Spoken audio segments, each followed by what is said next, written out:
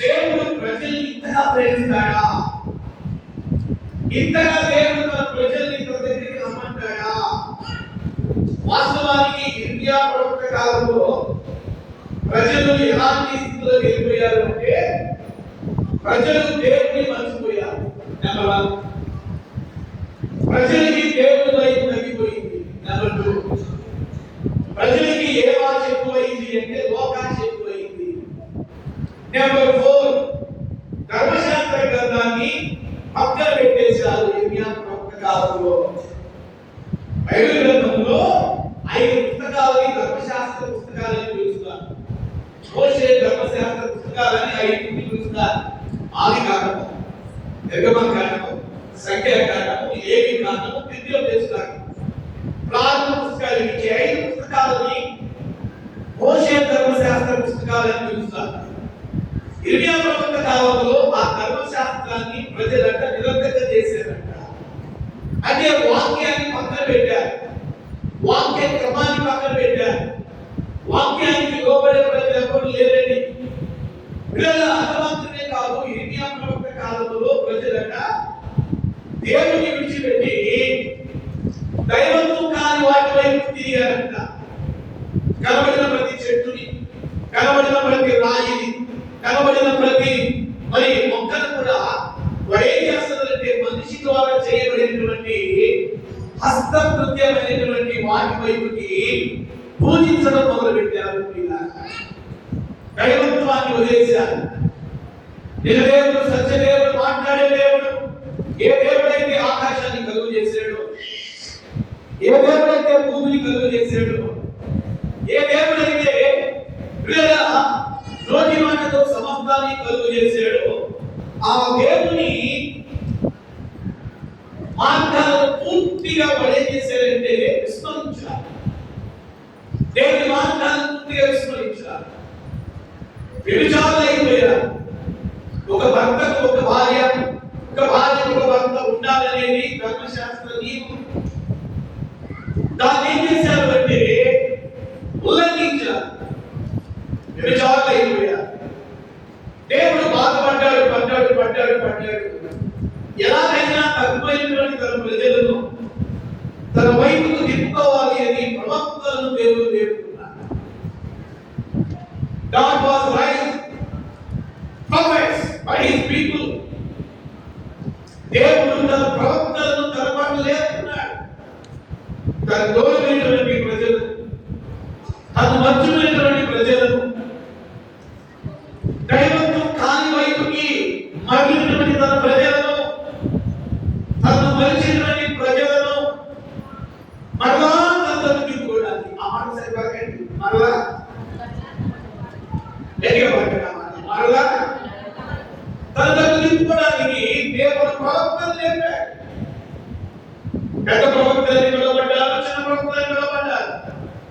పెద్ద ప్రవక్తలని పిలవబడిన వారిలో ఇర్మియా వస్తారు.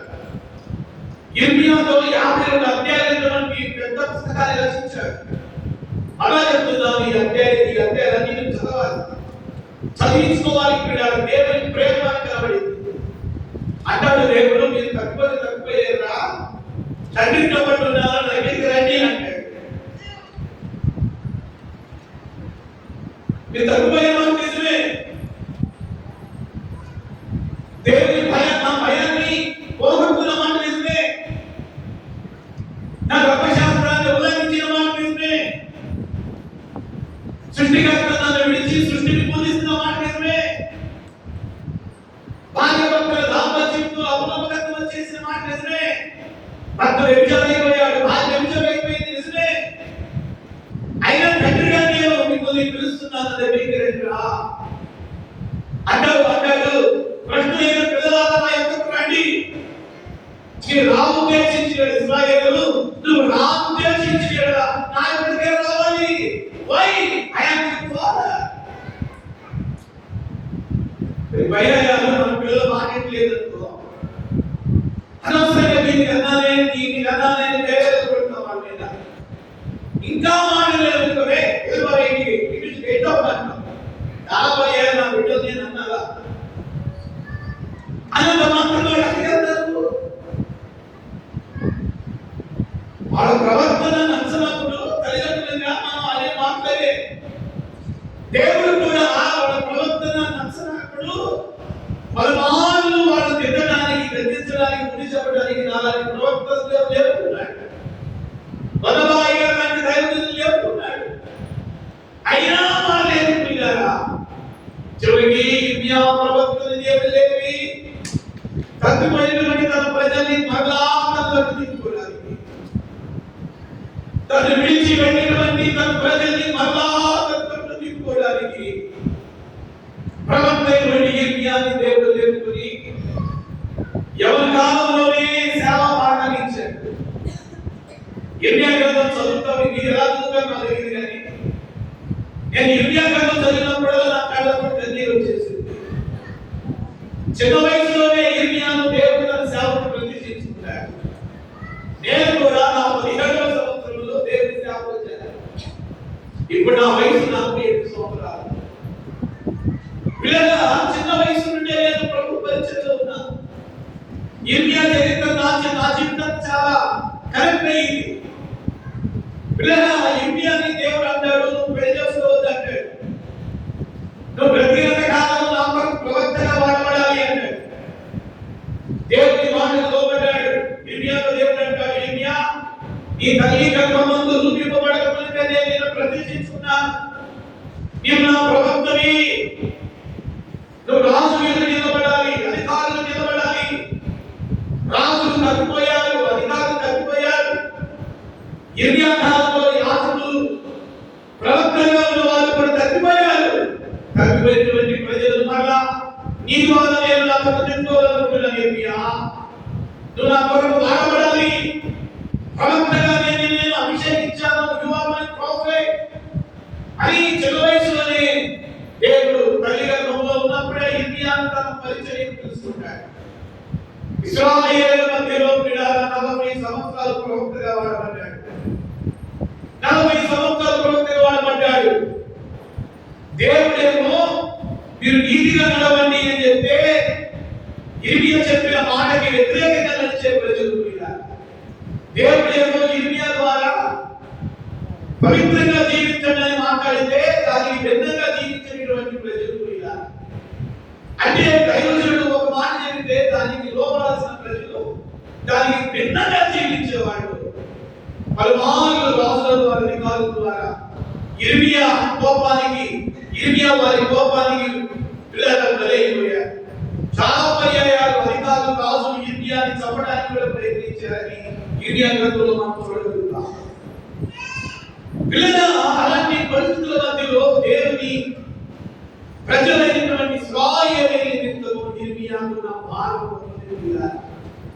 కొన్ని పర్యాయాలు సేవకులుగా మేము ఖండించినా, సేవకులుగా మేము హెచ్చరించినా దాని వెనుక ప్రేరే ఉంటుందన్న సంగతి మీరు మర్చిపోకూడదు.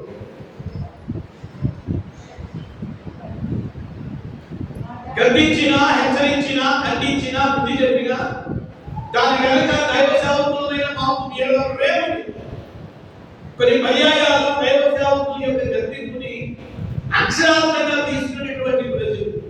నా గురించి అన్నాడు పాస్టర్ గారు, మా ఆయన గురించి అన్నాడు పాస్టర్ గారు, నా పిల్లల గురించి అన్నాడు పాస్టర్ గారు, మా గురించి అన్నాడు పాస్టర్ గారు. కొంతమంది పిల్లల వాక్యాన్ని అక్షరార్థంగా ఆలోచన చేస్తూ ఉంటారు.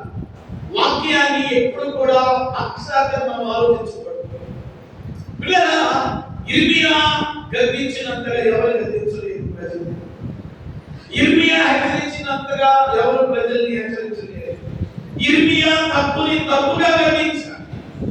అబద్ధ ప్రవక్తల మధ్యలో దేవుని కొరకు నిలబడినటువంటి రియల్ ప్రాఫెట్, దేవుని కొరకు నిలబడినటువంటి ఒరిజినల్ ప్రాఫెట్ ఇర్మియా.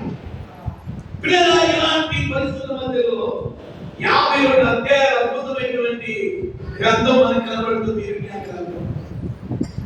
ఇర్మియా 5 రాజుల పరిపాలనలో ప్రవక్తగా వాడబడ్డాడు. యోషియా కాలంలో 30 సంవత్సరాలు, యెహోయాకీం కాలంలో 3 నెలలు, యెహోయాకీం కాలంలో 11 సంవత్సరాలు, లేదా యెహోయాకీము అనే ఆ వ్యక్తి కాలంలో 2 నెలలు, సిద్కియా అనేటువంటి రాజు కాలంలో 11 సంవత్సరాలు. లేదా వంతు 40 సంవత్సరాలు ప్రవక్తగా వాడబడ్డాడు. పిల్లగా వాడబడినప్పటికీ ప్రవక్తగా ప్రజలు మారని స్థితి. చెప్పండి, ప్రజలు మారని స్థితి అనండి. చెప్పండి, ప్రజలు మారని స్థితి. లాస్ట్ టైం చెప్పండి, ప్రజలు ఏ స్థితిలో ఉన్నారు? ఈరోజు దైవజనుడిగా దేవుని వాక్యమును కొంత లోతులోకి మిమ్మల్ని నడిపించడానికి మిమ్మల్ని నేను అడుగుతున్నాను, మీరు మారారా?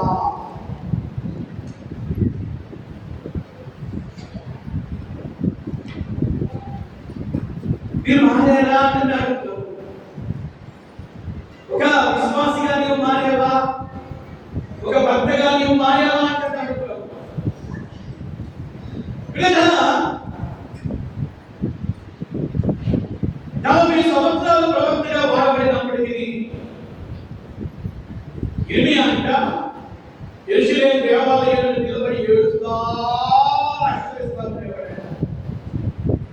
ఆ ఎంట్రన్స్ గేట్ దగ్గర నిలబడి మందిరంలోకి వచ్చే ప్రజలందరూ చూసి అంటాడు, మీ మార్పులు నీ క్రియలు తిరుగుబడ్డాన్ని ఏడుస్తూ ఉంటాడంట. పిల్లగా 40 సంవత్సరాలు ఏడ్చాడంట ఇశ్రాయేలీయులు. నేను అంటాను, ఎందుకయ్యా ప్రవక్త అయినటువంటి ఇర్మియా 40 సంవత్సరాలు ఏడ్చాడు అంటే దేవుడు గొప్ప భారాన్ని దైవజనుడి మీద పెట్టాడు. ఏ పాస్టర్ గారు కూడా ఏడవడండి విశ్వాసుల కొరకు.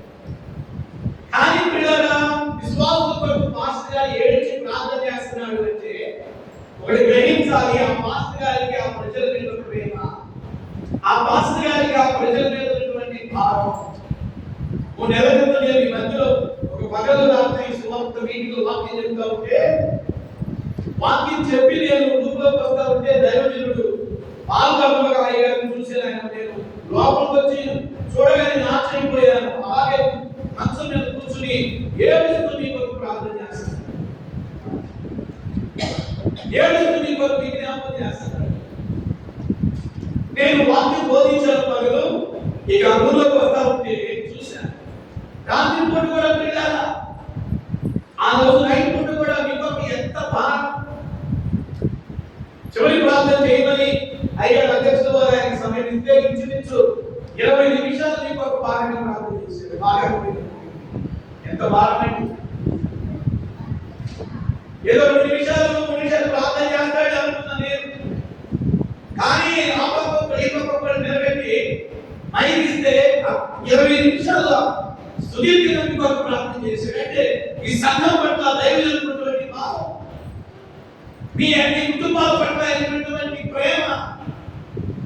ఈరోజు పీరిటల వల్ల ఇర్మియా కూడా ఇశ్రాయేలీయుల ప్రేమ ప్రేమ ప్రేమ ప్రేమ. అందుకే మందిరం ముందు నిలబడి మీరు మారండి మారండి, మీ మార్పులను దిద్దుకోండి, మీ క్రియలు దిద్దుకోండి. ఓ ఇశ్రాయేలీయుల వాళ్ళారా, ఓ యూదా వాళ్ళారా, ఓ యాకోబు గోత్రికులారా, కుటుంబ పెద్దలారా, అన్నిటి గోత్ర కర్తలారా, మీ మార్గాలను దిద్దుకోండి, మీ క్రియలను దిద్దుకోండి అని ఇర్మియా గ్రంథమంతా చూస్తే ఏడుస్తూ ఏడుస్తూ ఏడుస్తూ he was weeping weeping weeping. ఇర్మియాకి ఉన్నటువంటి పేరు ఏంటంటే ఏడుపుల ప్రవక్త. ఎంత ధన్యులండి మీరు, మీకు ఒక కన్నీటితో ప్రార్థించే దైవజనుడు కలిగి ఉన్నారు. నేను కూడా అందుకుని పట్టణంలో దేవుడు మాకు ఇచ్చిన సంఘం కొరకు సంఘాన్ని జ్ఞాపకం చేసుకున్నప్పుడల్లా ఉదయం సాయంత్రం కన్నీరు చేస్తాయి. ఎందుకు కన్నీరు వస్తాయి అంటే ప్రేమ, ఈ పరిచర్య సంఘం నుండి తప్పిపోయిన వారి కూడా దైవ సేవకులకి కన్నీరు. అరే ఇంత చెప్తున్నా తప్పిపోతున్నారే, ఇంత వాక్యం చెప్తున్నా మారలే అనేటువంటిది దైవజనుల హృదయాల్లో బాధపడినారా? దేవుడు 52 అధ్యాయాలు ఇర్మియాను ఆలోచించాడు. చాలా హెచ్చరికలు ఇచ్చాడు వారికి. సమయం లేనందుకు ఒక 5 హెచ్చరికలు కొంతమంది నేను సందేశాన్ని ముగించబోతున్నాను. మొదటి హెచ్చరిక ఇర్మియా గ్రంథం 2:11 చూద్దాం. The book of Jeremiah chapter 2 verse 13. దైవత్వం లేని ఓకే తమ దేవతలను ఏ జనమైనను ఎప్పుడైనను మార్చుకొనినా అయినను నా ప్రజల ప్రయోజనం లేని దానికై అమ్మా తన మహిమను మార్చుకొని దీన్ని బట్టి విస్మయపడము. ఒప్పించుము. ఆ. పూర్తిగా పాడైపోము. ఆ. ఇదే యెహోవా వాక్కు. ఆ. నా జనులు నా జనులు నేరములు చేసి ఉన్నారు. వినండి వినండి వినండి వినండి వినండి ప్రియులారా, ఇక్కడ దేవుడు ఇర్మియాతో మాట్లాడుతున్నటువంటి మొదటి హెచ్చరిక. దేవుడు అంటున్నాడు, నా జనులు నా జనులు నా జనులు. ఇక్కడ ఒకసారి పదం చూడండి, అవ్వకూడండి. దేవుడికి దూరమైపోయిన మాట నిజమే, తప్పిపోయిన మాట నిజమే, ధర్మశాస్త్రాన్ని ఉల్లంఘించిన మాట నిజమే, అబద్ధమైన మాట నిజమే, దేవుడి భయాన్ని కోల్పోయిన మాట నిజమే, తను విడిచి దైవత్వం కాని వారి వైపు చేతులు పొందుతున్న మాట నిజమే. అయినా దేవుడు వారి పదమేంటో తెలుసా? నా జనులు నా జనులు నా జనులు, my people my people my people. నా జనులు అన్నాడు అంటే అక్కడికి ఏం కనబడుతుందో తెలుసా? God's divine love for his people. నా జనులు అంటున్నాడండి, దేవుడు తనని విడిచిపెట్టి వెళ్ళిన ప్రజల్ని, తను విసర్జించినటువంటి ప్రజలు అంటున్నాడు, నా ప్రజలు నా ప్రజలు మై పీపుల్. ఈరోజు నేను అడుగుతున్నాను, దేవుని ప్రేమను అర్థం చేసుకోవాలి, దేవుని ప్రేమను అర్థం చేసుకోవాలి. శిలువలో ఆయన చేసిన త్యాగం, తను ఆయన పెట్టుకున్న ముళ్ళకిరీటం, 39 కొడవలు, కాలికి శిల, చేతులకు శిల, పట్టిలో తల్లిపోటు ఉమ్మేయించుకున్నాడు, పిడుగులు గుండించుకున్నాడు. లేదా సౌదరి పురుషుకమై గారు రాసిన మాట, నా పాటు నా వచ్చు సునాను నీ పాద సన్నిధి కోరశా ఎన్న సత్యము కాని పాపం కన్ని పోవుగా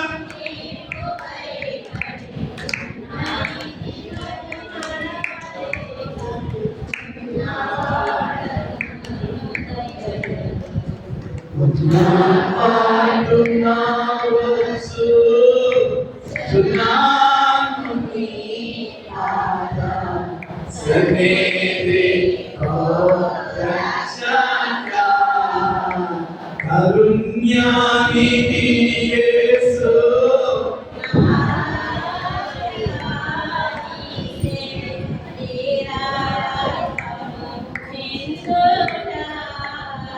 నూరి దయతో నన్ను నీదై ఇష్కారణము నీ ప్రేమ ఏదు ఏదు నాయక. నా పాటు నా వచ్చు సునాను నీ పాద సన్నిధి కోరశా. ఆ పాటలో పాడుతూ ఉంటే దాపోదేలు ఎందుకు మారడం, తిరుగుదేశం ఎందుకు మారడం, ఎందుకు మారడం? మా ఆయన మారలేదు, నా పిల్లలు మారలేదు అంటున్నావు కదా, నువ్వు మారితే ఖచ్చితంగా నీ భర్త మారుతాడు, ఖచ్చితంగా నీ పిల్లలు మారుతారు. సంఘములో ఆత్మ చెబుతున్న మాట మన కుటుంబంలో ఉన్నటువంటి యూదర్కు సంఘ విశ్వాసులందరూ వింటారు కాక. హల్లెలూయా.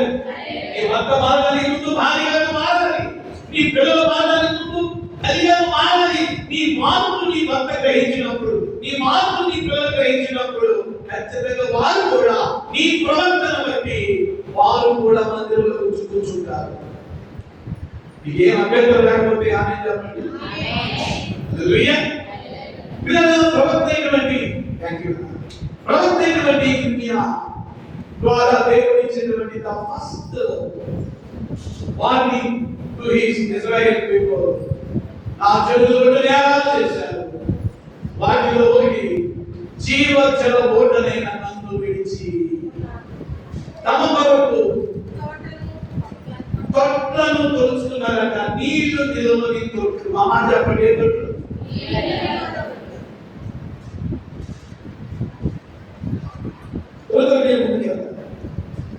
అంటే మొదటి హెచ్చరిక ఏమనిస్తున్నాడంటే, నన్ను విడిచారు నా ప్రజలు, విడిచిన వారు నిజమే, అయినా నేను పిలుస్తున్నాను దగ్గరికి రమ్మంటున్నాను.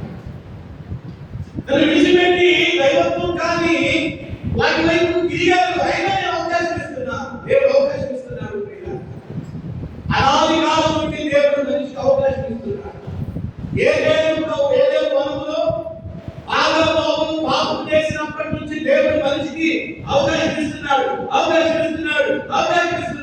అప్పుడు ఇచ్చాడు అవకాశం, ఇప్పుడు ఇస్తున్నాడు అవకాశం. ఆయన ఒకవేళ విడిచిపెట్టిన స్థితిలో ఒకవేళ మీరు ఎవరైనా ఉంటే ప్రభు అంటున్నాడు, మరలా నా దగ్గరికి రా అంటున్నాడు. దేవునికి స్తోత్రము కలుగుగాక. రెండవ హెచ్చరిక ఏమని ఇచ్చాడో చూద్దాం పిల్లరా. ఇర్మియా గ్రంథం 2:20 చూద్దామా. 5 హెచ్చరికలు. వారు నా తట్టు 2:20 అది శ్రేష్టమైన ద్రాక్షావల్లినిగా నేను నిన్ను నాటితిని. కేవలం నిక్కమైన విత్తనం వలె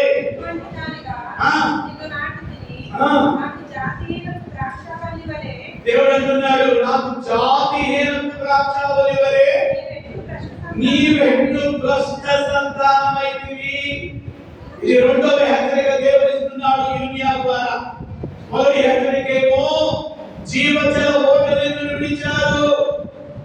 రెండవ హెచ్చరిక అంటున్నాడు, నేను మిమ్మల్ని ఐగుప్తు నుంచి విడిపించినప్పుడు మీరు నాకు ఎలా కనబడ్డారంటే నిక్కసమైన ద్రాక్షావల్లిగా కనబడ్డారు. ఈ నిక్కసి అయినటువంటి ద్రాక్షావల్లిగా ఉన్నటువంటి మిమ్మల్ని అబ్రహాము, ఇస్సాకు, యాకోబులకు వాగ్దానం చేసిన కానానులో మిమ్మల్ని అయితే మీరు నాకు ఎలాంటి పండించారు అంటే జాతిహీనపు పండించారు. అదే ఇక్కడ దేవుడు బాధ ఏంటి అంటే నేను ఆశించినంత రీతిలో మీ భక్తి నాకు కనబడలేదు అంటున్నాడు. నేను కోరుకున్నంత రీతిలో మీ భక్తి నాకు కనబడలేదు అంటున్నాడు. అన్యులు కలిసిపోయారు, విగ్రహాలతో మీరు కలిసిపోయారు, లోకస్తులతో మీరు కలిసిపోయారా. మీరు ఒక ప్రత్యేకత చూడాలనుకున్నాను నేను. మీలో ఒక మాదిరికరమైనటువంటి జీవితం చూడాలనుకున్నాను. అయితే మీరు ఎలా కనబడుతున్నారు నాకంటే జాతిహీనపు ద్రాక్షావల్లి వలె మీరు నాకు కనబడ్డారు అంటున్నాడు. ప్రత్యేకత లేదు, భక్తి లేదు, ఆత్మీయత లేదు. దేవుని మందిరంలోనేమో భక్తి, దేవుని మందిరం ఇచ్చిన తర్వాతేమో యుక్తి. మందిరంలోనేమో దైవ భయం, మందిరం విడిచిపెట్టిన తర్వాత అన్ని కూడా ఉన్నటువంటి స్థితిలో ఇశ్రాయేలీయులు ఉన్నారు. అందుకే దేవుడు అంటున్నాడు, హెచ్చరిస్తున్నాడు, ఇప్పుడు నేను నిక్కసమైన ద్రాక్షావల్లిగా ఉండాలని కోరుకుంటే మీరేమిగా నాకు జాతిహీనపు ద్రాక్షావల్లిగా తయారయ్యారు అంటున్నాడు. అంటే అన్యులతో కలిసిపోయారు, అన్య జనాంగంతో మమేకమైపోయారు. ఒక మాదిరికం లేదు, ప్రత్యేకత లేదు, మాటలో ప్రత్యేకత లేదు, చూపులో ప్రత్యేకత లేదు, క్రియలో ప్రత్యేకత లేదు, నడవడికలో ప్రత్యేకత లేదు. వీళ్ళు అసలు దేవుని పిల్లలేనా అని దేవుడు కూడా ఆలోచించే రీతిలో వాళ్ళ భక్తి ప్రశ్నలోకి వెళ్ళిపోయింది. మూడవ హెచ్చరికలోకి వెళ్తాం. ఇర్మియా గ్రంథం 8వ అధ్యాయం 22వ వచనం. మూడవ ఇర్మియా గ్రంథం 8వ అధ్యాయం 22వ వచనం. అక్కడ ఏ వైద్యుడు లేడా? వింటున్నారా? ఒక మాట చెప్పాలి అంటే దేవుడు ప్రవక్త అయినటువంటి ఇర్మియా ద్వారా పలికిన హెచ్చరికలను చెప్పవచ్చు, లేదా బాధాకరమైనటువంటి దుఃఖకరమైనటువంటి విషయాలను కూడా మనం చెప్పుకోవచ్చు. హెచ్చరికలు అంటే దానికంటే కూడా బాధాకరమైన, అలా చెప్పండి, బాధాకరమైన బాధాకరమైన. నిజంగా ఏదైనా బాధ వస్తే పాస్టర్ గారు పంచుకుంటాం, లేదా చర్చికి వచ్చేటువంటి ఇరువురు పంచుకుంటాం. కానీ దేవుడికి బాధ వచ్చింది తన ప్రజల పట్ల. ఆ బాధని ఎవరి ద్వారా పంచుకుంటున్నాడు అంటే ఇర్మియా ద్వారా పంచుకుంటున్నాడు. ఇర్మియా నా ప్రజలు విడుదల చేశారు, ఒక దాన్ని విడిచిపెట్టారు. రెండవ మాట, నేను వారిని ద్రాక్షావల్లిగా ఉండాలని కోరుకుంటే వాళ్ళు కష్ట సంతానం అయ్యారని మా బాధ వ్యక్తం చేస్తున్నాడు. మూడో బాధ ఏం వ్యక్తం చేస్తున్నాడంటే గిరాదులను ముగియలేదా, అక్కడ ఏ వైద్యుడు లేడా, ఆ చెడులకు స్వస్థత ఎందుకు అంటే ఇస్రాయేల్ దేశంలో గిరాదు అనేటువంటిది ఒక ప్రత్యేక ప్రత్యేకమైనటువంటి భూభాగం. అక్కడ గుగ్గిలం దొరికింది. ఆ గుగ్గిలాన్ని ప్రధాని దానా వేస్తారు. తర్వాత వైద్యులు ఏం చేసేవాడండి ఆ దినాల్లో ఆ గుగ్గిలాన్ని వైద్య సంబంధమైన మెడిసిన్ లో తెలిపేవారు. అందుకే దేవుడు అంటున్నాడు, విరాజులో గుగ్గిలం లేదా ఔషధం ఉన్నాయి కదా, వైద్యులు ఉన్నారు కదా, నా ప్రజలకి ఎందుకు స్వస్థత కలగట్లేదు? ఒక బాధాకరమైన మాట. వైద్యులు ఉన్నప్పటికీ, మెడిసిన్ ఉన్నప్పటికీ, వైద్య రంగం ఇంతగా అభివృద్ధి పొందుతున్నప్పటికీ నా ప్రజలకు ఎందుకు రోగాలు వస్తున్నాయి? ఈరోజు అడుగుతున్నాను మీద మీ శరీరంలో రోగం లేని వాడు ఎవరైనా ఉన్నారు కదా? యశాగ్రంథంలో అంటాడు, ప్రతి వాడు నడినెత్తి మొదలు అరికాలు వారికి ఏంటంట స్వస్థత కొంచెమేనో లేదంట. చిన్న చిన్న మన నేను నసరపేట సభలో వెళ్తే ఒక తండ్రి 7 సంవత్సరాల అమ్మాయిని తీసుకొచ్చాడు. నాకు 100 మంది వచ్చారు మీటింగ్స్ కి. ఆ రాత్రి వాక్యం అయిన తర్వాత స్వస్థత ప్రార్థన లేదా చర్చి బయటకు నిలబడ్డారు. ఈ ప్లేస్ చేసుకున్నారు, స్వస్థత ప్రేర్ చేసుకున్నారు. నా కుర్చీ వేసారు, ఒక కోసం ప్రార్థన చేస్తున్నాను. ఆ సమయంలో ఒక తండ్రి 7 సంవత్సరాల తన పాప తీసుకొచ్చాడు. అయ్యారు పాప ఒక వ్యాధి. ఏంటయ్యా అంటే పాప సంవత్సరం వదులుతుంది, ఇప్పుడు వారి పాప 7 సంవత్సరాలండి. షుగర్ 550 ఎంత 550 డేస్ అయిపోయారు. మన మా చర్చిలో ఒక అబ్బాయికి షుగర్ 400 దాటగానే మామలో వెళ్ళిపోయాడు. అంటే నిలబట్టలేదు అంటే అబ్బాయికి నిలబట్టడానికి కూడా నడుము సాగించండి, చేతులు సాగించాలి, కాళ్ళు నిలబెట్టడానికి కూడా సాగించండి. అనేది 400 దాటితేనే 30 సంవత్సరాలు ఎవరు దొరకలేకపోతే 7 సంవత్సరాల అమ్మాయిని తీసుకొచ్చి తండ్రి ఏడుస్తున్నాడు. సంవత్సరం ఆ బాబుకు 5 సంవత్సరాలు వచ్చే she was suffering with sugar, diabetes.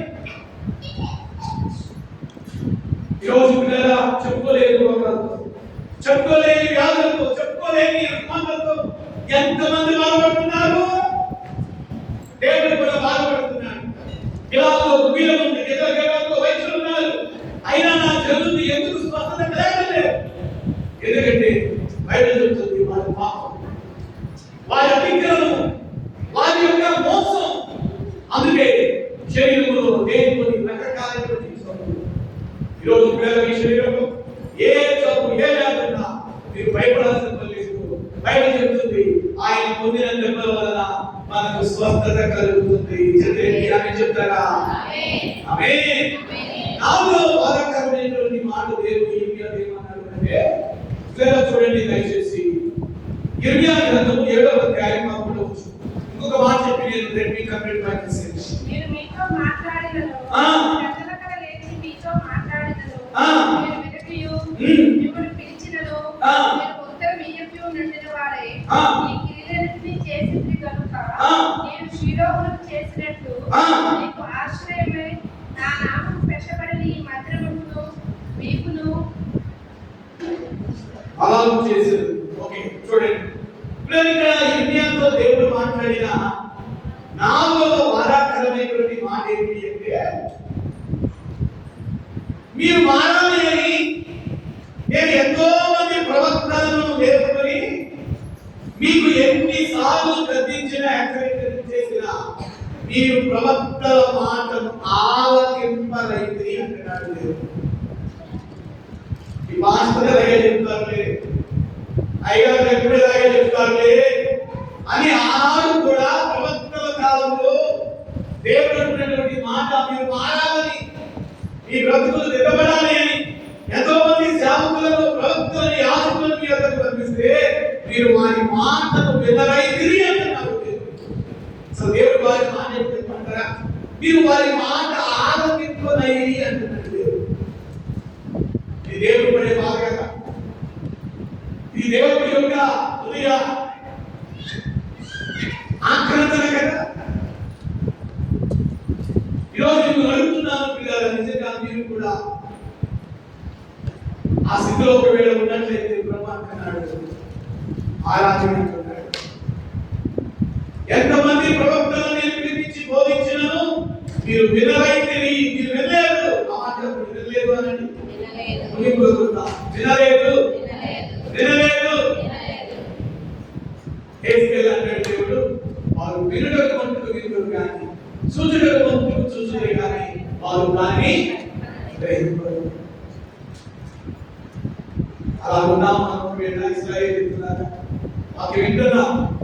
ఆయన చెప్పాడేది నలుగురు చూసిన గారు ఆయన మార్పు చేస్తున్నాం. కానీ ఆ రోజు ఆ సమయంలో చెప్పిన మాటలు మనం ఏమైనా ఆలోచిస్తున్నామా, చెవి చెప్పుకున్నామా? చివరి మాట ఇర్మియా గ్రంథం 22వ అధ్యాయం 27 లవుగా ఇర్మియా chapter verse 27. వారు నా తట్టు తమ ముఖమును తిప్పుకొనక అమ్మా వీపునే తిప్పుకొనిరి. ఐదవ బాధాకరమైన మాట దేవుడు మాట్లాడుతున్నాడు. మొదటి బాధాకరమైన మాట ఏమని మాట్లాడుతున్నాడు? నా ప్రజలు రెండు నేరాలు చేశారు. ఒకటి జీవజల ఓటలను విడిచి నీళ్లు నిలవని పట్టణ వారు తమ కొరకు తొలగించుకున్నారు అంటున్నాడు. రెండవ బాధాకరమైన మాట ఏమంటున్నాడు? మిమ్మలను ఉత్తమమైన ద్రాక్షావళిగా నిలబెట్టుకోవాలనుకున్నాను, మీరు నాకు జాతిహీనపు ద్రాక్ష వదులయ్యారు అంటున్నాడు. మూడవ బాధాకరమైన మాట, గిరాకుల పుగిన నుండి అక్కడ వ్యక్తులు ఉన్నారు, కానీ నా చెరువులు ఎందుకు స్వస్థత కలగట్లేదు అన్నాడు. నాలుగవ మాట, ప్రవక్తను పెద్దలకడే యెరూషలేము ఇశ్రాయేలు వీధుల్లోకి నేను పంపిస్తే మీరు మారండి, మీరు తిరగండి దేవుడు తట్టు, మీరు విడిచిపెట్టండి మీ రహస్య పాపాలని ఒక ప్రవక్త ద్వారా నేను మాట్లాడుతూ ఉంటే ఆ గద్దింపులను మీరు ఆలోచించలేదురా, ఆ ఖండింపులను మీరు ఆలోచించలేదు, ఆ విధులను మీరు అసహించుకున్నారు. చివరిగా దేవుడు పలికిన ఐదవ బాధాకరమైన మాట, ఆ మాట చెప్పింది ఏ మాట? ఐదవ బాధాకరమైన మాట, వారు నా తట్టు ముఖమును తిప్పుకొనక నా తట్టు వీపుని తిప్పిరి. ఒకసారి నా వైపు చూడండి, ఒకసారి నా ముఖం మీకు కనబడుతుందా, నా వీపు కనబడుతుందా? అయ్యగారు ఎట్టున్నాడు? నా వైపు ఉన్నాడు. దేవుని స్థానంలో ఆయన ఉన్నాడు. నేను ఆయన ప్రజల స్థానంలో ఉన్నాను. నేనైనా మీరైనా ఆ సృష్టికర్తైనటువంటి దేవుని దగ్గరకు ఎలా రావాలి అంటే ముఖమును చూపించాలి, ముఖమును చూపించాలి. సృష్టికర్తైనటువంటి దేవునికి ముఖాన్ని చూపించడానికి బదులు ఇశ్రాయేలీయులట వీపును చూపించారంట. ముఖము చూపించడం దేనికి సాదృశ్యమో మీరు వినాలి. వీపును చూపించడం దేనికి సాదృశ్యమో మీరు వినాలి. ముఖమును చూపించడము లోబడడానికి సూచన, దేవునికి లోబడడానికి సూచన. ముఖమును చూపించడము దేవునికి లోబడడానికి సూచన.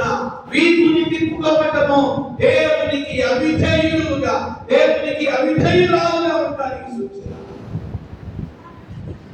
ఈరోజు ఇప్పుడు అడుగుతున్నాను, మీరందరూ ఏ వరుసలో ఉన్నారు? దేవునికి మీ ముఖమును చూపించే వరుసలో ఉన్నారా, లేదా దేవునికి మీ వీపును చూపించే వరుసలో ఉన్నారా? ఈ లైన్ లో కూడా ఏదో దేవుని వాక్యాన్ని వీక్షిస్తున్నారు. ప్రభు మనందరితో మాట్లాడుతున్నాడు, ఇంక్లూడింగ్ మై సెల్ఫ్ ఆల్సో. నేను ఒక దైవజనుడిగా నన్ను కూడా నేను ప్రశ్నించుకుంటున్నాను. దేవుడు అంటున్నాడు, షాడ్డాగే నీవు నా దృష్టికి ముఖమును చూపించువాడుగా ఉన్నావా, నా దృష్టికి వీపును చూపించువాడుగా ఉన్నావని నన్ను కూడా నీ అందరితో కలుపుని ప్రభు మాట్లాడుతూ ఉన్నాడు. What is your answer? What is our answer? దేవుడు తన స్వరక్తి నుంచి సంపాదించిన ఆయన సంఘములో 90% 90% మంది దేవునికి ముఖాన్ని చూపించేవాడు తక్కువైపోతున్నారు, వీపు చూపించేవాడు ఎక్కువైపోతున్నారు. ముఖము చూపించడం లోబడడానికి సూచన.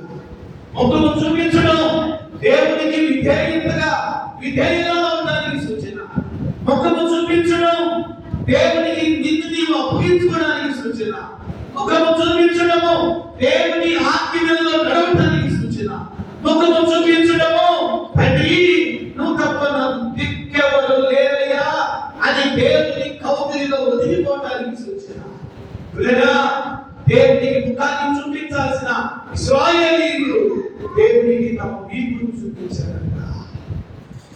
అవిధేయులైపోయారు.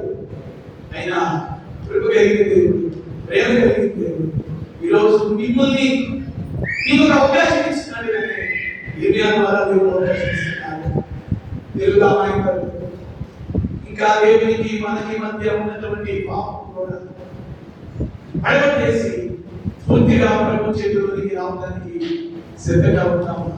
బైబిల్ చెప్తుంది, అతిక్రమం దాచిపెట్టువాడు వర్ధిల్లడు, వాటిని ఒప్పుకొని విడిచిపెట్టువాడు కనికరింపబడదు. మన పాపములను మనం ఒప్పుకొనిరా ఆయన నమ్మదగిన వాడు, నీతిమంతుడు కనుక సమస్త దుర్నీతి నుండి ఆయన మనలను పవిత్రులుగా చేయును.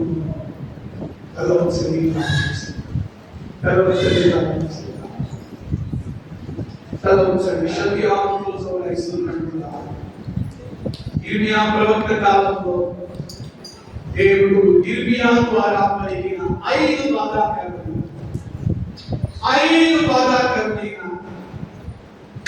మాటలు. మొదటి బాధాకరమైన మాట, నన్ను విడిచారు.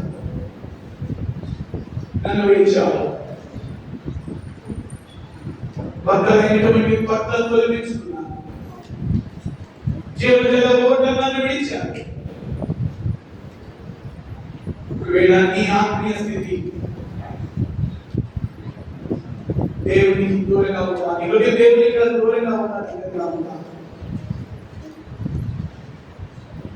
ప్రత్యేకించబడిన జీవితంలో ఉందా లేదా ప్రశ్నించుకున్నాం. స్వస్థత ఎందుకు కలగలేదు అంటే ఏదో పాపం మన జీవితంలో ఉంటుంది.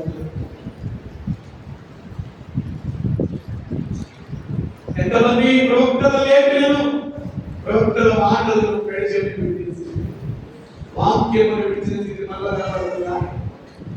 చివరిగా 5వ బాధాకరమైన మాట, వారు నాకు దుఃఖమును తిప్పుకోక వీపుని నేర్చిన వాడిని ప్రార్థన చేశారు. వారు దుఃఖమును తిప్పుకోక వీపుని అవిధేయత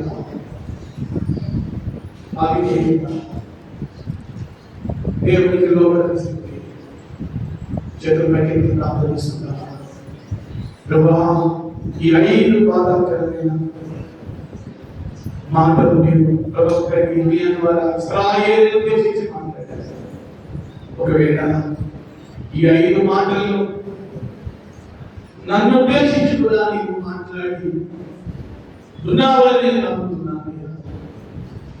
నన్ను సరిచేయండి, నన్ను పరిశుద్ధపరచండి, ఈ సేవ వ్యక్తముతో నన్ను కనండి, నీకు ఇష్టడుగా నన్ను చేయండి.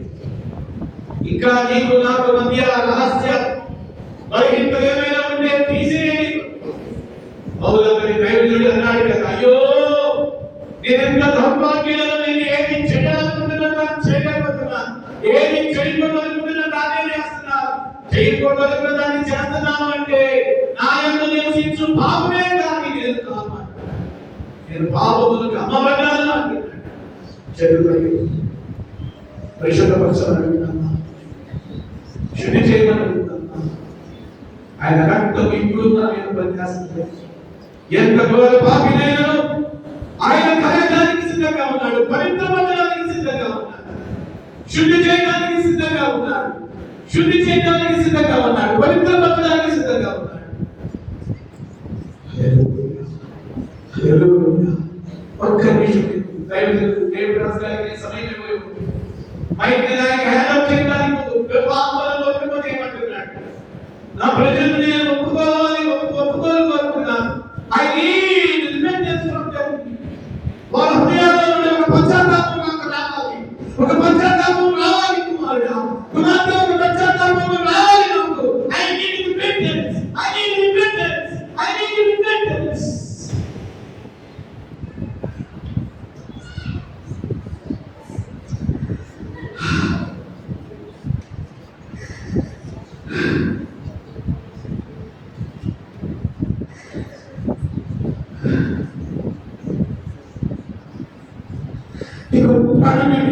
పాపంలో ఉంటాను,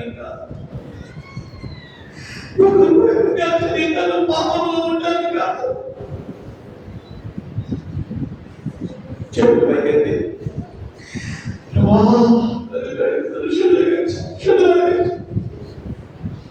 ఆనాడు ఇశ్రాయేలీయుల గురించి 5 బాధాకరమైన మాటలు మాట్లాడారు. ఒకవేళ ఆ 5 బాధాకరమైన మాటల్లో నేను కూడా ఉన్నాను. క్షమించగలరు.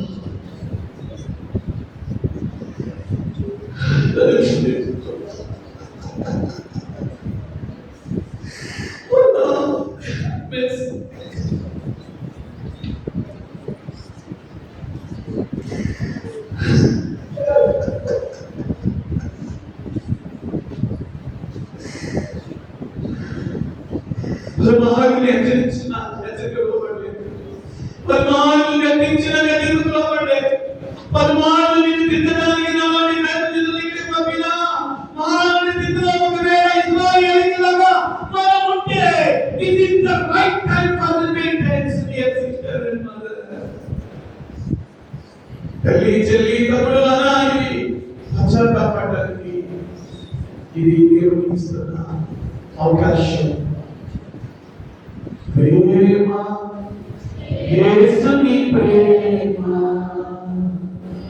ఇది ఎవరు చూపలేనిది, నిజము దీనిని నమ్ము, ఇది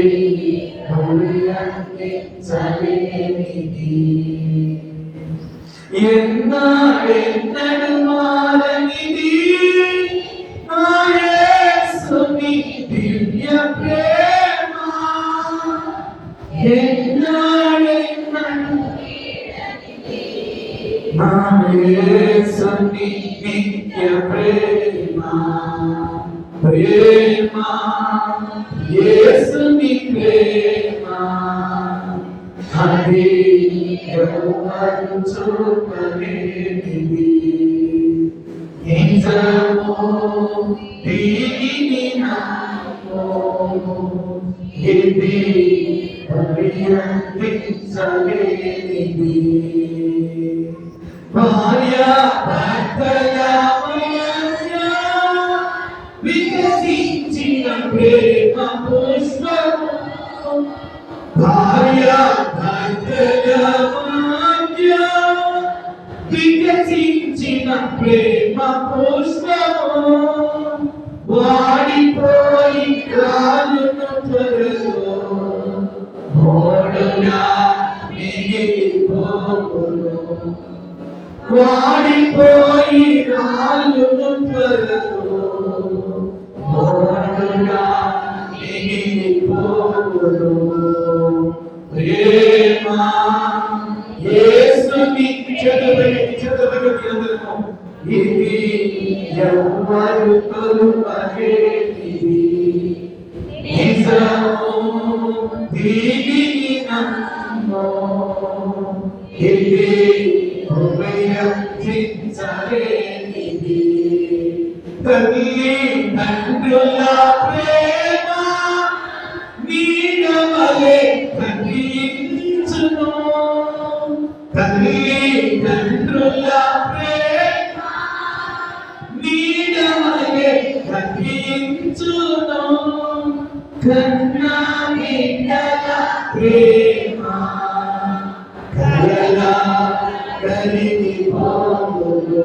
స్వరమెత్తి కన్నా బిడ్డల ప్రేమ కలలా కరిగిపోవును.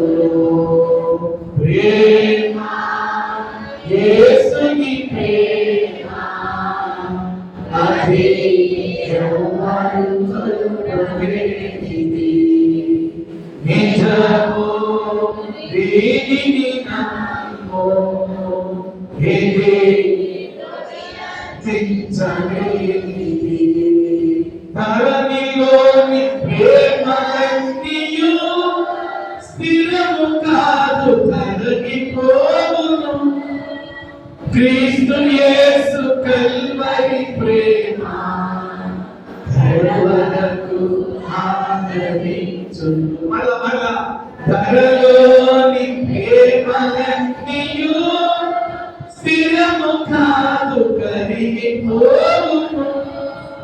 క్రీస్తు యేసు కల్వరి ప్రేమ నడవరకు ఆదరించును. ప్రేమ యేసుని ప్రేమ అది యౌవన కొలువలేనిది. ఇషము దీనిని నమ్ము ఇది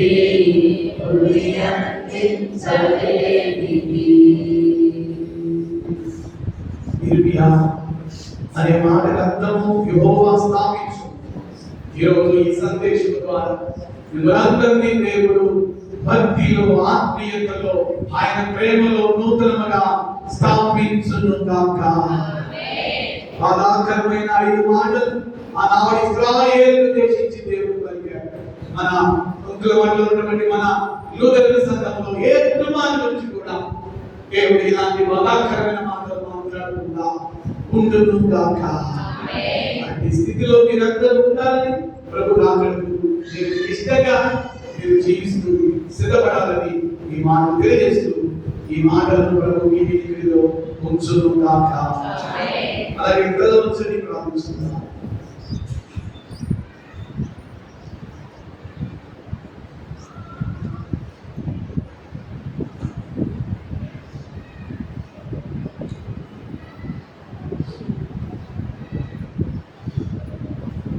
పరిశుద్ధుడైన తండ్రి, ఈరోజు మీరు ఇచ్చిన అద్భుతమైన వాక్య ఉపదేశం ఇర్మియా కాలంలో ఉన్న ప్రజలు ఇప్పుడు కూడా ఉన్నారు. వారి గురించి 5 బాధాకరమైన మాటలు మాట్లాడారు. ఆ 5 బాధాకరమైన మాటల్లో మమ్మల్ని గురించి ఏ బాధాకరమైన మాట మీరు బలకూడదని, అలాంటి స్థితిలో మా భక్తి ఉండకూడదని దైవజనుడిగా నేను కోరుతున్నాను. దైవజనుడు సంఘ కావడి అమ్మగారు వారి ఊరికి మంచి ఆరోగ్యాలు దయచేయండి, దీర్ఘాయుష్మంతులుగా చేయండి. నా వల్ల నీకు దీర్ఘాయువు కలుగు, నువ్వు జీవించు సంవత్సరాలు అధికంగా చెప్పాను. ఆయన దీర్ఘాయువు దయచేయండి. వారి పిల్లలను దీవించండి, సంఘ పెద్దలను దీవించండి, మాకు ఇచ్చిన పెద్దలను వారి కుటుంబాలను దీవించండి, మాకు ఇచ్చిన స్త్రీల సమాజాన్ని దీవించండి, మాకు ఇచ్చిన యవనస్తులను దీవించండి, మాకు ఇచ్చిన సంఘ స్కూల్ బిడ్డలందరినీ దీవించండి. ఈ బిడ్డలందరూ ఈ వాక్యాన్ని విడుదల చేసి వెళుతున్నాను. మీ చిత్తమైతే నిరాకాశం భరించాలి. మేమందరము కలుసుకుందాము గాక. అప్పుడు మరి మీ మాటల చేత మేమందరం హెచ్చరికలు పొందుతాము గాక. మీ రాకములందరినీ సిద్ధపరచుదుము గాక. యేసు నామములో ప్రార్థించి ఈ మనోదన్ని అయిపోయి నామ పరమ తండ్రి. చెప్పింది అందరూ చెప్పండి ఆమేన్. సమస్త జ్ఞానం రూపించినటువంటి దేవుని సహాయం ఆయన నమ్మినటువంటి బిడ్డలకు ఇప్పుడు ఎల్లప్పుడూ సదాకాలం తోడై నడిపించును గాక. ఆమేన్.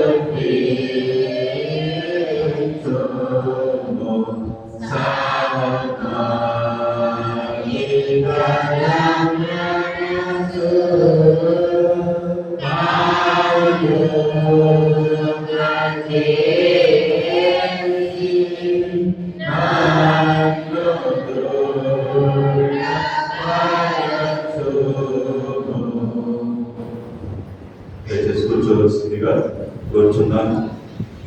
చక్కని దైవ సందేశాన్ని ఇచ్చినటువంటి డాక్టర్ శ్యామ్ డానియల్ గారికి, మన సంఘ పక్షుల వారందరికీ వందనాలు తెలియజేస్తున్నాను.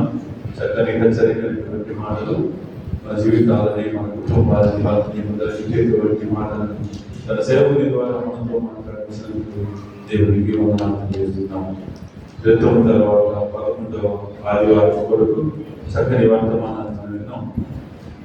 మరి దేవుడు చేసినటువంటి మేలు నిమిత్తమై కొరకబడి కాంతులు, కృతజ్ఞత కాంతులు, అర్పణలు అర్పించేటువంటి వారు ఎవరైనట్లయితే లేచి వచ్చిన వారి కొరకైనటువంటి ప్రార్థన చేయబడుతుంది. దేవుడు చేసినటువంటి మేలు నిమిత్తమై కొరకబడి కొన్నట్లు, కృతజ్ఞత కాంతులు, అర్పణలు అర్పించేటువంటి